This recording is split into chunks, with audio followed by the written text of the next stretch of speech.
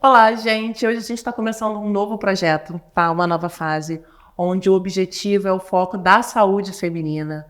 E onde eu vou chamar, vai ser um encontro das amigas, onde serão mulheres falando sobre saúde feminina. Então, estou convidando várias amigas com especialidades diferentes para a gente poder falar um pouquinho, tirar as dúvidas, esclarecer as coisas sobre a saúde feminina. Como a gente está no mês de outubro, a nossa primeira convidada é a doutora Tainá. Oi, gente, é um prazer estar aqui conversando com minha grande amiga.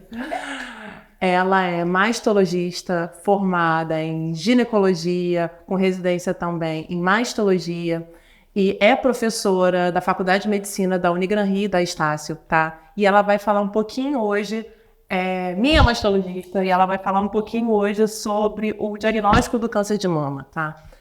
E tem cada vez mais aumentando a incidência do diagnóstico do câncer de mama em mulheres jovens. Então, amiga, como é que a gente deve fazer esse rastreio? Quando é que a gente deve começar a fazer o rastreio? Como é que funciona isso? Então, Rebeca, a recomendação da Sociedade Brasileira de Mastologia é fazer uma mamografia anual a cada ano. Então, anualmente, uma mamografia, tá? A partir dos 40 anos. E se tiver história familiar, a partir dos 35 anos. Aí você me pergunta assim, mas por que mamografia? Né? Muitas pessoas têm essa dúvida, porque muita gente acha que a ressonância é melhor que a mamografia. Mas não, o exame de rastreio é a mamografia, porque só a mamografia pode identificar o primeiro sinal do câncer de mama, que são as microcalcificações agrupadas. As microcalcificações agrupadas pleomórficas, então são 3 características: micro, agrupadas e pleomórficas. Não são todas as microcalcificações. Uma dúvida, amiga. O que são pleomórficas? O que isso quer dizer? De formas diferentes. Não são aquelas calcificações redondinhas, regulares, pontiformes. Elas têm um pleomorfismo na forma dela, uma forma diferente. E é isso que é a tal da classificação de Byrades? Não. Esse é especificamente um achado suspeito na mamografia. É o primeiro achado que aparece do câncer de mama, tá? Então, por isso a mamografia é o exame de rastreio, porque ele é o que é capaz de identificar mais precocemente o câncer de mama. Consegue entender? A ressonância já vai identificar o câncer em um estágio mais avançado. A ressonância é um exame funcional. Então, ela avalia, ela nos dá uma informação que outros exames não dão. Por exemplo, a captação do contraste da ressonância. Nas lesões suspeitas, ele é feito de forma rápida. Quando o contraste passa naquela lesão suspeita, ele é rápido. Mas isso já é num estágio mais avançado do câncer. O primeiro achado por exame é na mamografia. Por isso ele é indispensável. Por isso ele é o exame de rastreio indispensável. E aí, as amigas que estão escutando, as pacientes que estão escutando essa nossa conversa, né? Que ainda não fizeram mamografia esse ano e tem mais de 40 anos, ou se tiver história familiar mais de 35, tem que acabar essa conversa e ir lá marcar sua mamografia. Onde é que, assim, na rotina ginecológica normal, porque antes de chegar em você, as pacientes, normalmente, elas vão para a ginecologista de rotina. E tem os exames de rastreio ginecológico, que normalmente é a ultrassom da mama, né? Ultrassom transvaginal, ultrassom abdominal, ultrassom da tireoide, tá? E a mamografia. Qual é a diferença? Você explicou um pouquinho da ressonância, mas qual é a diferença da ultrassom? O que a ultrassom fornece pra gente? A gente não falou, sabe? Mas eu queria que você me explicasse um pouquinho do autoexame. Quando é que a gente deve fazer o autoexame? E quando a gente palpa alguma coisa, qual é a diferença de cada exame? Qual é a importância dele? A ressonância você já falou que a mamografia é o mais importante, porque tem essas microcalcificações agrupadas, pleomórficas. Que aluna boa, gente. Segura essa menina.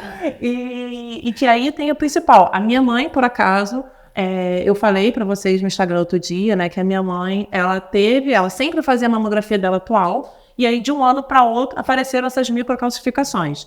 E aí ela marcou essas microcalcificações, né, que é estereotaxia, não é isso? Sim, ela pegou bem no começo. A nossa principal arma contra o câncer de mama é a detecção precoce. Então, quando a gente faz a detecção precoce do câncer, e a mamografia é nosso aliado nisso, por isso ela é tão importante, a gente tem maior chance de cura. A chance de cura é maior que 95% quando a gente detecta e a lesão ainda é impalpável. Quando só tem microcalcificação agrupada, você não tem lesão palpável ainda. Quando você tem nódulo, você pode ter um nódulo ainda impalpável e você pode ter um nódulo palpável, né? E aí, conversando sobre o que você estava perguntando, né? Que era a diferença, qual é a importância da ultrassom. Geralmente quando eu estou numa consulta de ginecologia, de exames de rastreio, eu peço só a ultrassom e a mamografia. Um exame não é melhor que o outro, um exame complementa o outro. Então eu peço a mamografia e a ultrassom de mamas, tá? E por que é importante complementar com a ultrassom? Por exemplo, na mamografia você vai ver, de repente, detectar um nódulo. Se aparecer um nódulo na mamografia, você não vai saber se ele é, por exemplo, nódulo sólido ou nódulo cístico. A ultrassom é capaz de diferenciar. Então, a ultrassom te fornece uma informação que a mamografia não é capaz de te fornecer. Tá? Então, por isso que as duas são aliadas. Aliadas e complementares, tá? São complementares. Aí você me pergunta assim, mas pode acontecer de aparecer na ultrassom e não aparecer na mamografia? Pode. Por que a mamografia tem essa limitação de ser após os 40 anos? Isso é uma dúvida recorrente. Eu tenho paciente, às vezes, de 20 anos, que chega lá no meu consultório e fala assim, não, eu quero fazer mamografia. Aí eu falo, não tem indicação. E por quê que não tem indicação? Por quê? Porque tem mama densa. Que isso? É uma mastologia. Que a gente não tem! Gente. A paciente jovem tem predomínio de parênquima, de glândula. Então, essa glândula, o parênquima mamário, ele aparece branco na mamografia. E aí o nódulo também aparece branco. A microcalcificação também é branca. E aí ela fica obscura, envolta naquele parênquima branco. Ela não se destaca. E o que acontece após os 40 anos? A mama cai, fica essa gordurinha. Ela fica com predomínio de tecido adiposo. Essa gordurinha. E o tecido adiposo, essa transformação anatômica que acontece, por isso que as mamas ficam mais pendulares, né? Após os 40 anos, essa transformação que acontece, né? Esse predomínio, antes a gente tinha uma mama com predomínio de parênquima, e aí a gente começa a ter essa transformação adiposa, e a mama adiposa, ela é preta na mamografia. Então o nódulo que é branco, na mama pretinha, ele se destaca. A microcalcificação que é branca, na mama que está pretinha, também se destaca. Por isso que o ideal é você fazer após os 40 anos. Mas a paciente que tem história familiar, né? Como você tem história familiar, a gente tem que começar a solicitar a partir dos 35. E no pedido, a gente coloca lá para quem vai laudar, né, essa informação de que ele tem que olhar com grande cuidado e atenção, porque é uma paciente de risco, porque tem uma mãe, né, um parente que tem esse fator de risco aí para ter câncer de mama. Uma história familiar que leva ao câncer de mama. E por que assim, quando você coloca prótese, que hoje em dia é muito comum, né, as mulheres terem prótese mamária, prótese de silicone, por que a gente precisa fazer a ressonância? A ressonância é o melhor exame para avaliar a prótese. Aí você nem precisa, uma coisa é você pedir uma ressonância para avaliar a prótese, se a prótese está íntegra, se a prótese está com alguma contratura, para o rastreio do câncer de mama. Continua sendo a mamografia. É a mamografia porque vai detectar mais precocemente. Mas se você tem uma lesão na mama que você quer avaliar pela ressonância, o contraste é importantíssimo para a gente fazer aquele exame funcional que a gente conversou, né? Então a gente vai ver como esse contraste passa naquela localização da mama onde a gente tem uma lesão suspeita. Então ele complementa, a ressonância complementa muito bem um exame em que a gente tenha dúvida se realmente tem algo suspeito ali ou não. E, amiga, a gente falou sobre histórico familiar. Sim. Quais são as pessoas que têm... Qual é o histórico familiar que as mulheres devem ficar prestando atenção? Para saber que se elas devem começar o rastreio antes com os 35 anos, tá na dúvida, tem que ir na mastologista, o que ela faz? Sempre que tiver histórico familiar, o ideal de qualquer, a partir dos 35 anos já começar a ir na mastologista. Pode ser só na mãe, ou pode ser no pai, tia, tem alguma coisa de primeiro, segundo grau? Vamos lá, como que eu colho a história familiar, né? Eu sempre pergunto. Primeiro, de parente de primeiro grau. Então, mãe, irmã, filho. Eu tenho paciente que eu já operei mãe e filho. Então, assim, nós temos... E que não tinha mutação de BRCA, que a gente vai falar mais à frente, né?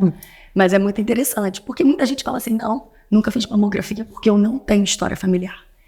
E isso não tem nada a ver. Minha mãe não tinha história familiar nenhum e de um ano para outro mudou. Pela literatura, são 15%. Então, de cada 100, 15 tem história familiar. A maioria não tem história familiar. Então, quem tem que fazer mamografia? Todas as mulheres com mais de 40 anos. Ou com mais de 35 se tiver história familiar. Fica a dica. Não é só quem tem história familiar que tem que fazer mamografia, tá? E aí, quando eu vou colher a história familiar, quais são as coisas importantes de serem absorvidas pelo médico, né? Perguntadas pelo médico. Se tem parente homem na família com câncer de mama. Eu tenho uma paciente que tem avô com câncer de mama, que operou o câncer de mama. Então, essa história familiar me chama muita atenção. É uma paciente que eu mandei para o oncogeneticista, tá? Então, se tem parente homem, se tem parente com menos de 45 anos que teve câncer de mama, se tem parente que teve um câncer de mama muito agressivo, como, por exemplo, um triplo negativo, que a gente consegue saber esse tipo através da imunistoquímica, né? Depois já vai falar disso. É uma informação bem específica que muitos nem sabem. E muitos nem têm essa informação, né? Então, assim, mas isso é um fator de risco que nos faz chamar a atenção e encaminhar para o oncogeneticista. Tá? Aí, falando sobre câncer de ovário, também é importante. Então, eu sempre pergunto do câncer de mama, do câncer de ovário, do câncer de pâncreas. Mas o câncer de ovário na família ou a própria paciente? O câncer de ovário na família? Parente. Especialmente de primeiro grau. Mas de segundo grau eu também fico de orelha em pé. Câncer de pâncreas também, que você falou. Também. Mas você falou uma coisa muito importante, sobre o câncer de mama no homem. Quando os homens devem suspeitar do câncer de mama, como é que eles fazem? Eles têm que fazer o autoexame? Como é que é esse diagnóstico? Porque 1% dos cânceres acontece no homem. Então, de cada 100, um em homem. É muito raro. Mas acontece. Eu estou agora investigando em um médico, colega, trabalha com a gente no Cardoso. Homem, e estava com uma lesão na mama, um nódulo, e ficou achando que era ginecomastia. E, enfim, agora a gente fez, no exame físico, achei o exame físico suspeito, pedi uma ressonância, porque na mamografia veio ginecomastia, mas eu pedi uma ressonância, e na ressonância teve uma grande captação de contraste. E aí a gente já solicitou biópsia, para a gente ver se realmente é câncer ou se não é. Quando que um homem tem que ficar preocupado? Se aparecer qualquer nódulo, que são as mesmas coisas das mulheres. E por isso o autoexame é importante. Eu acho importante a gente falar do autoexame, porque no autoexame a gente fala dos principais sinais e sintomas que podem aparecer. Geralmente, os homens, quando chegam para mim, já chegam com doença avançada, porque eles não acreditam que é câncer de mama. Muitas vezes são levados pela esposa, porque a esposa vê que tá com machucado na mama que não melhora, machucado que não melhora. Aí ele, não, é cotovelada que eu levei no futebol. Sempre acha que como o homem é mais bruto, né, tem mais atividade, tudo. Então, eles acham que machucou em algum lugar e que não tá cicatrizando. E é uma negação, né? Exatamente, não acha. Os homens têm um pouco de vergonha de fazer a mamografia, né? Tem muito homem que fica com vergonha de estar na sala de espera da mastologista, porque tem predominantemente mulher. Então, eu tenho uma coisa ao contrário, né? Eu tenho as mulheres que se sentem desconfortáveis de estar no consultório do urologista, porque só tem homem. E por isso a gente fez urologia feminina. Maravilhosa. Graças a Deus que você existe. Mas fala do autoexame, Ni. Como é que a gente deve fazer o autoexame? O que a gente espera do autoexame? Se você palpar um nódulo, porque a grande maioria dos nódulos, teoricamente, são benignos, né? Sim. Que é o fibroadenoma, pode ser um cisto. Sim. Mas tem alguma coisa que você tenha que suspeitar? Quando você vai suspeitar? Para não deixar as pessoas desesperadas. Porque agora todo mundo vai ter a mão na mama e vai apertar, achar alguma coisa e vai começar a surtar, descompensar. Muito interessante, Rebeca. Porque quando eu vou falar de autoexame, eu sempre oriento que o autoexame não substitui a mamografia. Então, não é porque palpa a mama todo mês... Que não sente nada. Que não sente nada palpando a mama, que não vai fazer a mamografia. Então, essa é a informação mais importante quando eu falo de autoexame. Mamografia, a partir de quantos anos? 35 para histórico familiar e 40 sem histórico familiar. E microcalcificações agrupadas pleomórficas. Esse é o primeiro sinal do câncer de mama, na mamografia. Quando ele ainda é impalpável, chance de cura maior que 95%. Maravilhosa. Então, tá pegando tudo da nossa conversa. Tá entrando no coração dela. Então, o autoexame, né? Não substitui a mamografia, mas deve ser feito. A mulher tem que se conhecer. Não é só a mama, tem que conhecer o seu corpo inteiro. Tem que tirar um diazinho no mês para avaliar se tá tudo ok. Vagina também, tá, Vagina gente? também. Por favor. Faz Pega um parte. espelhinho, se Exatamente. toca sem medo, tá bom? Isso Corpinho, muito é seu importante. corpinho, É tem seu que amar. E isso é importante porque se você faz isso todo mês, se aparece qualquer coisa nova que não tinha no mês anterior, você vai falar, opa, peraí, não tinha isso aqui mês passado. Vamos ver se vai melhorar. Se não melhorar, corre para a doutora Rebeca, para a doutora Tainá. Se for na mama, corre para mim. Se for lá embaixo, você pode correr para a doutora Rebeca, que ela vai te ajudar. Então, como que a gente faz o autoexame? Todo mundo, quando a Rebeca falou, ensina então, fala sobre o autoexame, o que ela falou já? Palpando a mama, né? Só que o autoexame são 4 etapas, amor. O autoexame são 4 etapas. Eu faltei essa aula da faculdade. Não é uma etapa só. Então, o que eu oriento as mulheres? Primeira coisa é fazer fora daquele período de menstruação, que a mama está um pouquinho dolorida, ou daquele período fértil. Eu sempre oriento fazer mais ou menos uns 7 diazinhos depois que a menstruação já veio a menstruação, conta 7 diazinhos e faz o autoexame. Porque aí a mama está no melhor período para você avaliar, não está sob aquela influência hormonal que deixa a mama, né, edemaciada, dolorosa. Bonita, cheia, pra quem é depois dos 40 e tá só gordurinha. Não é a melhor fase para você fazer seu autoexame. Então ficou menstruada, contou 7 diazinhos e aí você vai fazer seu autoexame. Primeira etapa, vai para frente do espelho, vai fazer a inspeção estática. Então, ó, eu sempre oriento, mãozinha na cintura, porque é importante avaliar a axila também. Então, coloca a mão na cintura, avalia, vê se tem algum machucadinho que não cicatriza, alguma úlcerazinha que não cicatriza. Se o mamilo está centrado ou se ele está para dentro. Tem mulheres que já nasceram com o mamilo para dentro e ok, isso não é problema nenhum. Agora, se o mamilo não era para dentro e ele entrou, isso é uma informação importante. É uma informação importante. Então, se tem alguma retração, especialmente do mamilo, mas pode ser na pele, abaulamento, algum edema.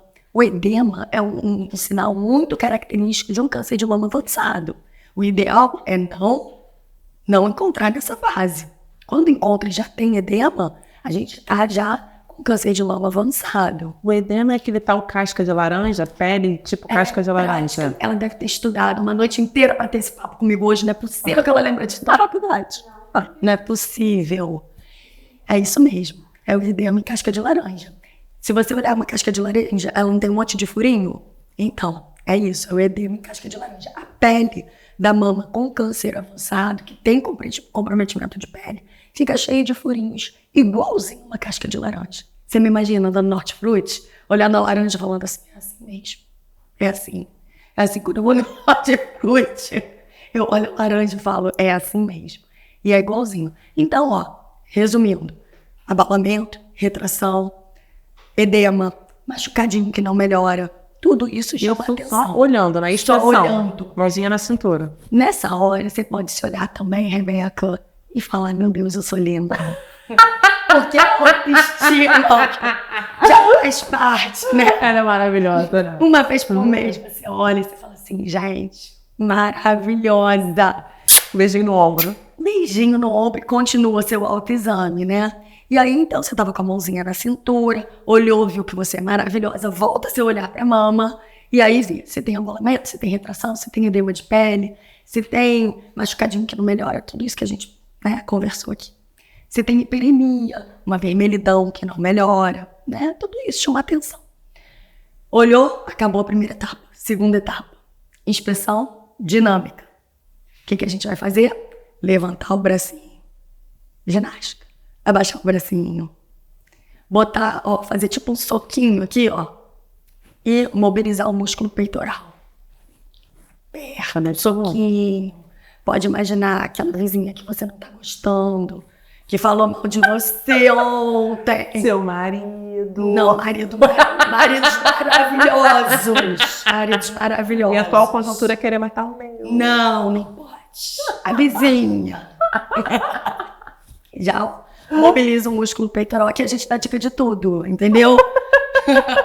Então, ó, mobiliza o peitoral, mas só que o olhinho olhando pra mama, tá? E aí você vê se apareceram as mesmas coisas. Porque às vezes, Rebeca, o abaulamento e a retração só aparecem quando você mobiliza o peitoral.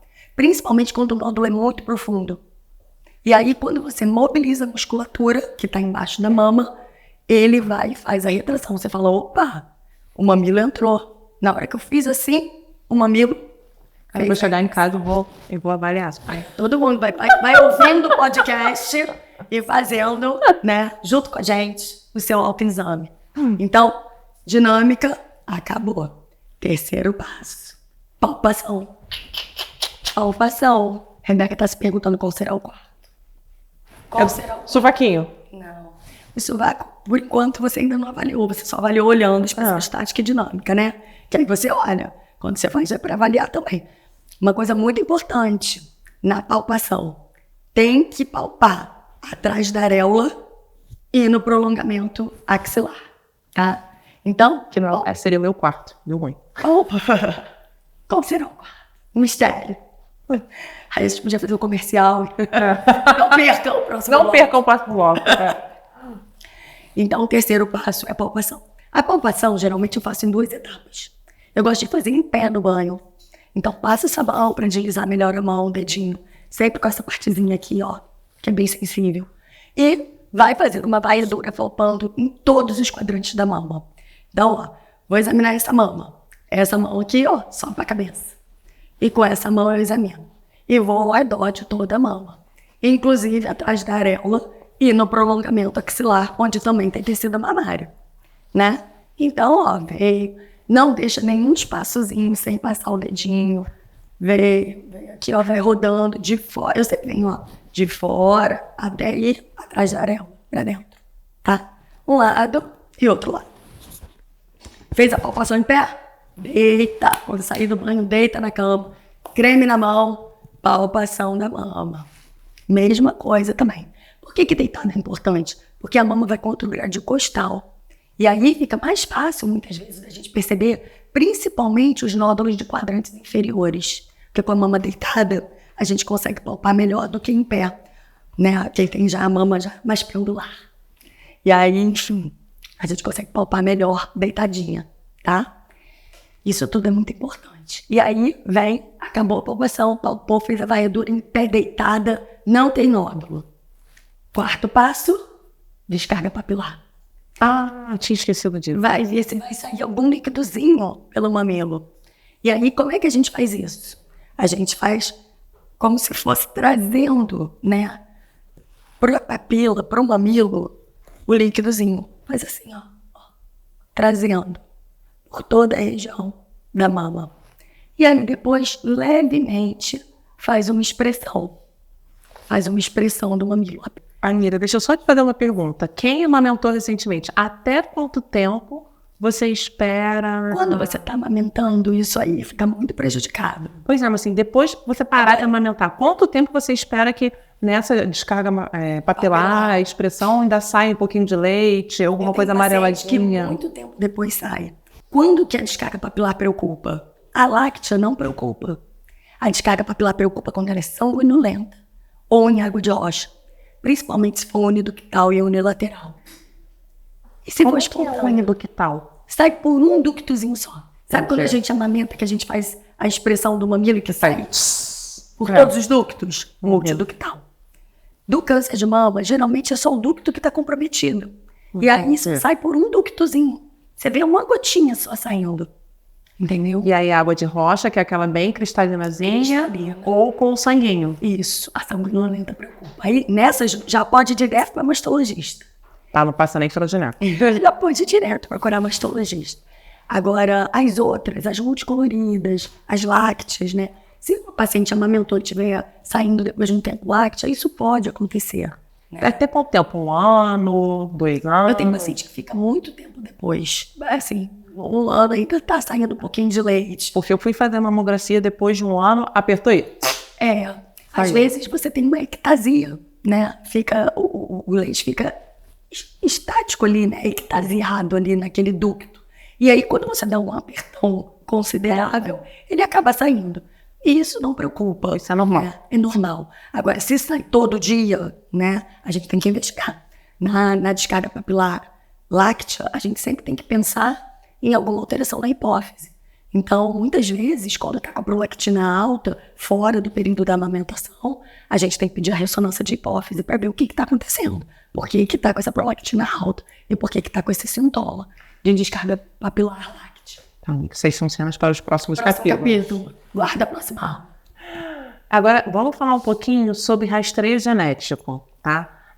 Como eu falei para vocês, eu tenho, como a minha mãe teve câncer de mama, eu tenho histórico familiar também de câncer de cólon, e meu pai teve um câncer super agressivo hepático, um colangiocarcinoma.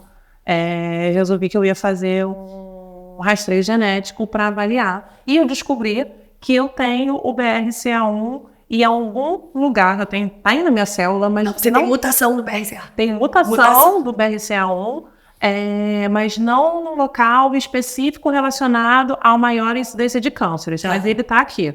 Mas ele tem esses dois tipos, né, o BRCA1 e o BRCA2, mutações, né, neles, que tem um aumento de incidência de vários cânceres, e principalmente o câncer de mama. E homens, câncer de próstata também, tá? Sim. Então, assim, homens com histórico familiar de câncer de próstata aumenta a incidência de mulheres com câncer de mama. Porque quando tem relacionado com o BRCA, então a gente tem que avaliar. Sim. Me explica um pouquinho, quando as pacientes devem fazer esse rastreio? Tem alguma idade que é melhor fazer o rastreio? Não. O que a gente deve fazer? Para a gente entender o que é o BRCA, a gente tem que entender primeiro o que é o câncer, né? O que é o câncer? É uma célula que era típica, sofreu uma transformação no DNA dela.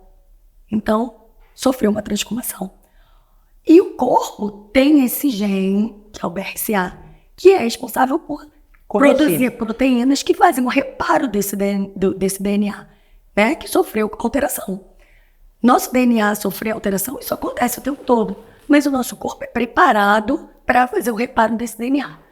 Quem não tem, né, quem tem esse BRCA mutado, quem tem esse BRCA alterado, tem uma dificuldade maior de fazer o reparo do DNA. Por isso são pacientes de maior risco, né? São pacientes de maior risco e que a gente realmente tem que encaminhar para um oncogeneticista. O paciente BRCA, eu encaminho para um oncogeneticista. Quem tem história familiar de mutação, eu encaminho, né, para um oncogeneticista. E confirmando que tem alteração, são pacientes que realmente têm que ficar sob uma vigilância muito grande, de 6 em 6 meses. Mas quando é que a gente vai ter essa suspeita dessa mutação? Quando é que a gente deve encaminhar para essa avaliação? Câncer de próstata, câncer de ovário, em parentes, né? De primeiro grau especialmente, mas também de segundo grau. Câncer de próstata, câncer de ovário, pâncreas.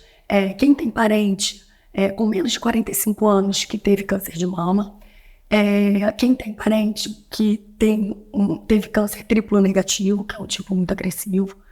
Se tem parente que teve 2 carcinomas na mama primários, todos esses devem ser encaminhados para o oncogeneticista para ver se tem a mutação do BRCA. E aí vai ter esse rastreio muito mais rigorosa, né? Existem algumas pessoas até que fazem a mastectomia profilática. E existem algumas pessoas que fazem isso, né? A minha mãe foi uma dessas pessoas porque ela descobriu essas mitocalcificações agrupadas pleomórficas. Sim. Fez o diagnóstico do carcinoma intraductal in situ, que é um dos mais precoces. Mas que não precisou tirar a mama toda, tirou só um segmentinho. E aí só complementou com radioterapia. Como o câncer era hormônio dependente, ela fez um bloqueio hormonal. Não precisou tirar a mama toda, não fez quimioterapia. Identificou no estágio mais adequado. E aí, mas ela começou a ter suspeita de alteração na outra mama. Chegou a marcar, chegou a fazer mamotomia. Mas ela tinha mutação no BRCA. Não, ela não chegou a fazer a investigação. E aí ela ficou muito tempo nessa angústia, na mamografia, sempre com categoria 3, avalia, biopsia, essas coisas, até um dia que ela chegou, cara, vou tirar tudo. Tudo não sai, né? Porque a cirurgia redutora de risco não é uma cirurgia que você consegue tirar todas as células, porque você preserva a auréola. Ainda fica uma fina camada de mama também. e botou 2 próteses. Mas a minha mãe nunca chegou a fazer a investigação. Eu fiz a investigação por causa do histórico dela de câncer de mama, do meu pai de fígado e do meu avô de câncer de cólon. BIRADS. O que é essa classificação BIRADS? Explica pra gente um cadinho. Então, é muito importante a gente saber a classificação de BIRADS, porque se você sabe essa classificação, você sabe mais ou menos a conduta que você vai ter, tanto na ultrassom, quanto na mamografia, quanto na ressonância. Mais ou menos você sendo paciente, né? Como médico você tem que saber. Mas, como que é essa classificação de BIRADS? Na verdade, são 7 categorias, porque vai de 0 até 6. 0 é uma classificação indefinida. Então, você tem um achado, mas você não consegue definir se ele é um achado benigno ou se ele é um achado suspeito. E aí você pede o outro exame para complementar. Por isso que você já faz a mamografia, o ultrassom e algumas vezes você precisa da ressonância. Exatamente. Show do milhão. Essa é a categoria 0. A categoria 1 é a categoria mundo dos sonhos, né? Negativa. Só achados fisiológicos. Então, não tem nada ali que seja nem suspeito, nem benigno. Não tem nada. Só tem os achados fisiológicos da mama, categoria 1. Então, o que você vai fazer na categoria 1? Repetir anualmente. Então, categoria 1, fizemos a mamografia em outubro de 2023, categoria 1. Categoria 2. A grande maioria das pessoas, né? A 1. A maioria é que normalmente eu vejo senhoras mais idosas, a minha grande maioria são categoria 2. A 2, você tem um achado, mas é um achado benigno. Então, por exemplo, paciente idosa tem muita calcificação vascular, que é um achado benigno. Vai ter uma calcificação dentro do vaso, uniforme, que não preocupa. Calcificação vascular, benigna. Não preocupa em nada. É um achado que não preocupa. Você continua repetindo anualmente. Lembrando que uma calcificação vascular, BIRADS 2, é diferente das microcalcificações pleomórficas agrupadas. Isso. É uma calcificaçãozinha lá, outra cá e... É no vaso. É bem específica. E tem pacientes grosseiras? Também. Categoria 2. Não preocupe em nada. Paciente que tinha um nódulo e o nódulo calcificou. Na paciente idosa acontece muito isso. Também categoria 2. Não preocupa, tá? Então tem muitas coisas que podem ser categoria 2, mas o que a gente tem que saber é que categoria 2 tem um achado, que é um achado benigno. Repetir anualmente. Assim como na categoria 1. Categoria 3. Na categoria 3, a gente tem que ter... Liga aquele sinal amarelo. Por quê? A princípio, é um achado benigno. A gente fala que a categoria 3 é um achado provavelmente benigno, tá? Por que ele é provavelmente benigno? A chance dele ser benigno é infinitamente maior do que a chance daquele nódulo, daquele achado, ser um câncer. A recomendação pelo BIRADS é repetir em 6 meses. E por que eu tenho que repetir em 6 meses? Porque se, por exemplo, for um nódulo de câncer, um nódulo com características benignas, mas é um câncer, ele vai crescer, ele vai ter uma alteração de contorno.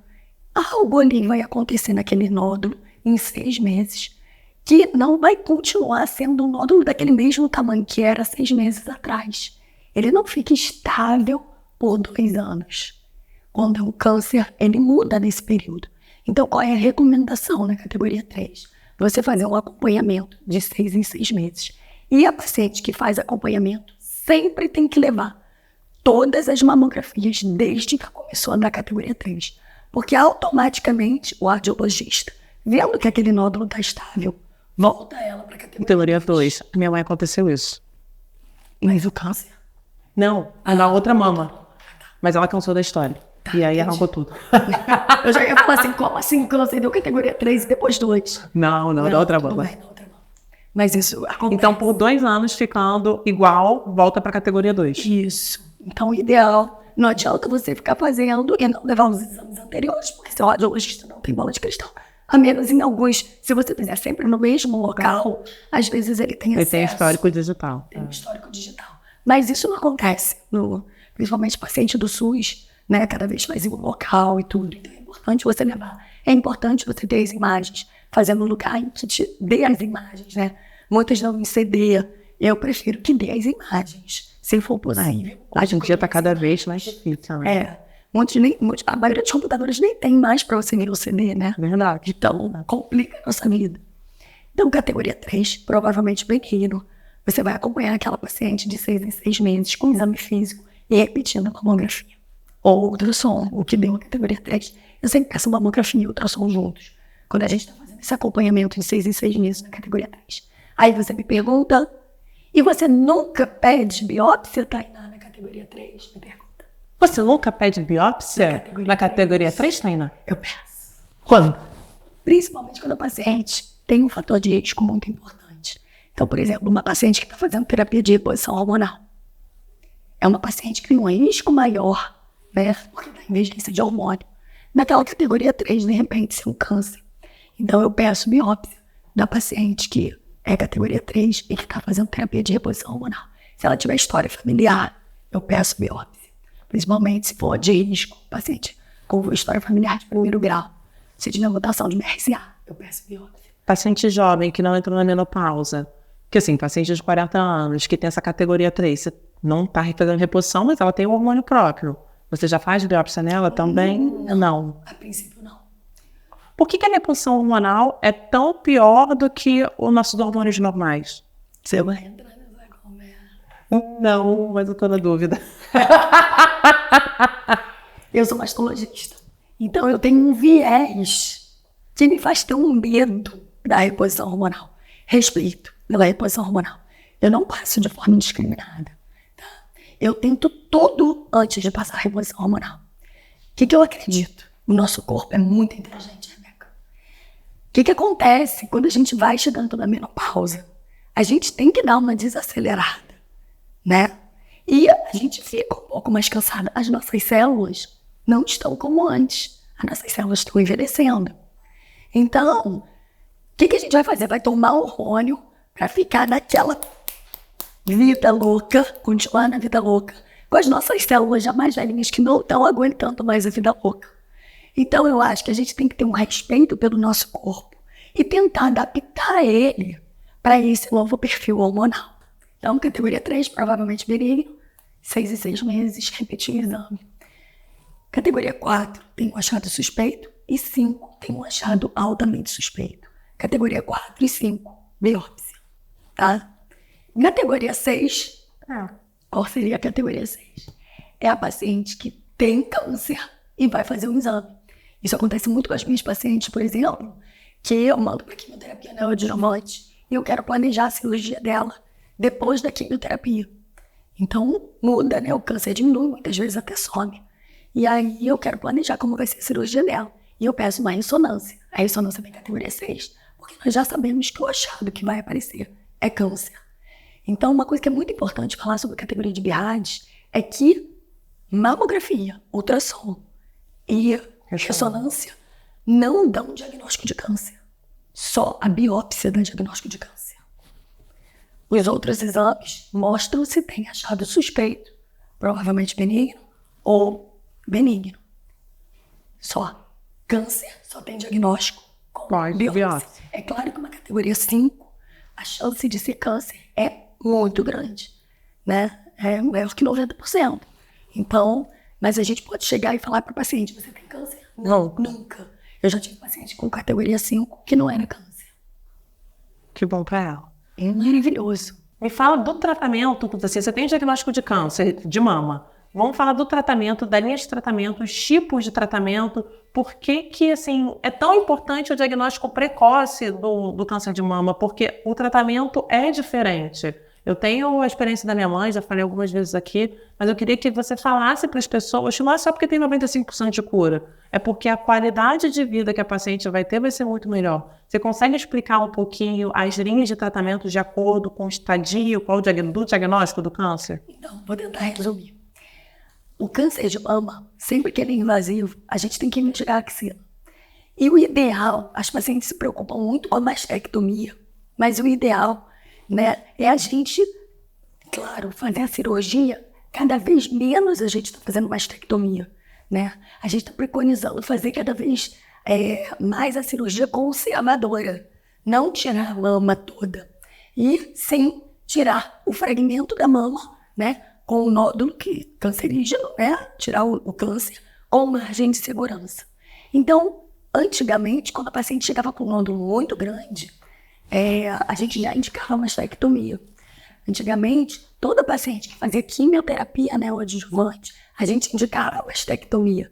E isso não tem muito tempo, isso tem pouco tempo. Quando eu fiz minha residência, toda paciente que tinha nódulo na mama grande e ia para quimioterapia neoadjuvante, não dava para a gente operar, a gente não tinha condição de operar. E a gente mandava para quimioterapia neoadjuvante. Às vezes esse nódulo diminuía totalmente e mesmo assim a gente fazia mastectomia. Isso há alguns anos atrás, quando eu acabei minha residência de mastologia. Semana passada. Já tem algum tempo. Então, hoje em dia, a gente está fazendo cada vez menos cirurgias mutilantes. Os trabalhos mostraram, né, cientificamente provado, que se você faz a quimioterapia e aquele tumor some, ou aquele tumor fica muito pequeno, a gente consegue tirar só a área onde tem clipe da biópsia, com margem de segurança. Agora, o que a gente tem que se preocupar? Com a axila, né? Quando a gente tem uma axila comprometida, o ideal é você fazer só a biópsia do linfonodo sentinela, não fazer o esvaziamento, porque você está falando de qualidade de vida. O esvaziamento axilar pode evoluir com aquele linfedema. E o linfedema diminui muito a qualidade de vida daquela paciente. Por isso, sempre a gente tem que tentar fazer só a biópsia do linfonodo sentinela e não o esvaziamento axilar. E tudo isso vai depender do quanto de doença que aquela paciente tem. Por isso que se você dá um diagnóstico precoce, a chance de você não precisar fazer mastectomia, a chance de você não precisar fazer um esvaziamento axilar é muito maior. Então é melhor, não só pela estética, mas pela qualidade de vida, porque diminui a chance de você ter linfedema. A biópsia de linfonodo sentinela tem uma chance de você fazer linfedema. Nunca aconteceu com nenhuma paciente minha. Nunca. Eu já vi linfedema em muitas pacientes que fizeram esvaziamento axilar, mas com biópsia de linfonodo sentinela. Apesar da literatura mostrar que existem alguns pacientes que evoluem com o linfedema, eu nunca tive nenhum caso real na minha mão. Então, vamos recapitular. Tratamento do câncer de mama, mas eu acho que a gente esqueceu. Falou do câncer de mama em homens, mas eu acho que a gente esqueceu de falar um pouquinho sobre a quimioterapia, quando tem indicação de fazer quimioterapia e o grande medo da queda de cabelo relacionada à quimioterapia. Então, a gente só tem certeza, né, da quimioterapia quando a gente faz a imunistoquímica e vem tipo agressivo. Geralmente a gente já pede para fazer um triplo negativo, a gente já pede para fazer a quimioterapia antes da cirurgia. Então, mesmo um tumor pequeno, muitas vezes, mas a gente sabendo que ele tem uma biologia molecular agressiva, a gente já pede para fazer a quimioterapia para fazer o tratamento sistêmico. A quimioterapia é um tratamento sistêmico. A medicação é venosa, né? E corre por todo o corpo. Então, é um tratamento sistêmico. E o que acontece na quimioterapia? A medicação, ela mata tanto as células do câncer, quanto aquelas células que se multiplicam rapidamente, como dos pelos. Então, cai o pelo da sobrancelha, do cabelo, pelos pubianos, axila, caem todos os pelos. E aí, o que tem acontecido? Uma grande novidade. A touca, você já ouviu falar da touca de resfriamento? Agora nós temos uma touca de resfriamento. A mulher coloca alguns minutinhos antes de começar a infusão da quimioterapia. E depois fica um período com ela ainda. E a queda de cabelo reduz consideravelmente. Porque diminui Porque faz vasoconstrição dos vasos aqui na cabeça. Então, o medicamento não passa por esses vasos que estão congelados. Vasoconstrição. E o cabelo cai muito menos. Eu tenho uma paciente maravilhosa que eu adoro, que é a Mariana, que usou, ela é fã da touca de resfriamento. E eu tenho algumas pacientes que não gostaram da touca, porque dói, né? Que você já está fazendo uma quimioterapia, né? Com a cabeça congelada. Ainda fica com a cabeça congelada. Então, vale a pena a gente avaliar o benefício. Perfeito. Mas eu acho muito interessante. É importante saber que existe, né? Sim. Por exemplo, a Mariana amou. O cabelo dela quase não caiu. Ela foi na consulta agora há pouco tempo lá no consultório. Está super cabeluda. Então, assim, É importante a gente saber que existe e já está disponível até em alguns serviços públicos no Brasil. E é muito interessante a gente saber que existe essa touca, né? E para algumas pessoas que isso é um problema muito grande, né? A queda do cabelo, tem pacientes que realmente falam para mim, eu não vou fazer, porque eu não consigo me imaginar sem cabelo. Tem paciente minha que se nega a fazer quimioterapia. Então, assim, são coisas que a gente tem que realmente apresentar e conversar com o paciente que existe essa possibilidade agora. Cai, mas cai bem menos. Triste, né? É bom que existe isso, é triste a pessoa não querer tratar um câncer, se curar de um câncer, com medo de cair cabelo, né? Vai com uma peruca, vai pra rosa, cada dia sai com um cabelo diferente. Cada pessoa é muito individual, amiga. Sim. Cada pessoa, às vezes, aquilo ali é muito importante para ela. Então, assim, às vezes a gente de fora não consegue nem lembrar. Fica que cada um passa, né? Pessoa, os traumas que ela já viveu, né? Enfim. Então, é complicado. Amiga, a gente já tá falando há um tempão. Muito, muito, muito, muito obrigada. Cara, aprendi horrores hoje. Amei. Tá? Gente, se vocês tiverem alguma dúvida, podem mandar, que eu mando para ela. Ela é minha maravilhosa, tá bom? Tem que se amar. Beijinho no ombro. Eu te amo, tá? Obrigada, gente. Fica com Deus. E vamos falar mais sobre saúde feminina no próximo mês. Na próxima semana, sei lá, algum dia.